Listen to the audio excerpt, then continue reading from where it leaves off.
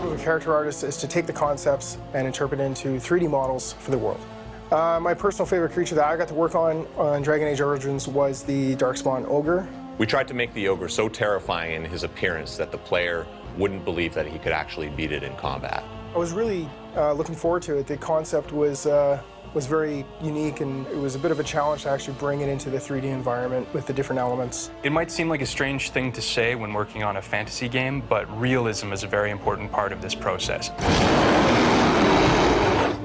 If you don't believe that they're real, then none of it affects you. It's nothing. I mean, the level of detail on these creatures is amazing. I mean, you can zoom right into any part of them from any angle, and they look absolutely fabulous. So here we have the Pride Demon. It's one of the largest creatures in the game. From this concept, we'll make a 3D concept out of it. Once we do that, we'll take this basic mesh and we'll go ahead and paint a really detailed, sculpted model. We'll take this and we'll make a projection so we can get all these little details into a texture, and then place that texture onto the mesh that you saw before, and you'll get your finished model with all its texture and glory.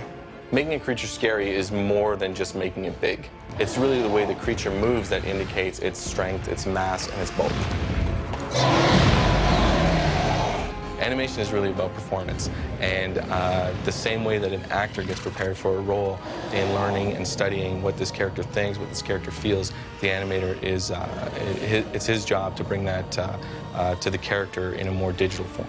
The great thing about working on Dragon Age is that the animators have the ability to start bringing not only humanoid characters to life, but also larger characters, more interesting, dynamic characters like dragons and ogres and the undead. So this is what the ogre puppet looks like once the rigging and the modelers have finished working with it, and now the animators can take it and start making it move. Sometimes we would just act it out, like get up and physically act out how like an ogre would move. As you can see, when the ogre hits the ground, his entire body shakes from the massive impact of his size, and that's a really nice detail.